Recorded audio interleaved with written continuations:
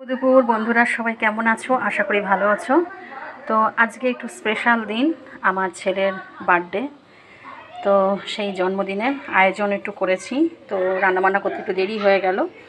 তো ও নিরামিষ খায় জন্ম থেকেই। তো তার জন্যে দেখো সব কিছু করে নিয়েছি।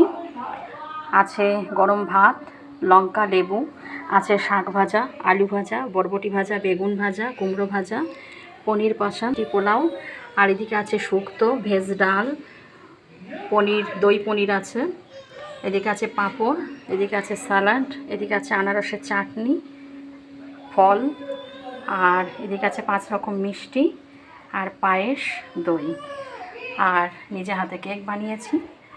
তো কেমন হয়েছে কমেন্ট করে জানিও। তোমরা সবাই পাশে থেকো, সাথে থেকো, লাইক কমেন্ট অবশ্যই দিও। আর মেনুটা কেমন হয়েছে অবশ্যই কমেন্ট করে জানিও, আর আমার ছেলেকে আশীর্বাদ করো। আজকের মতো টাটা।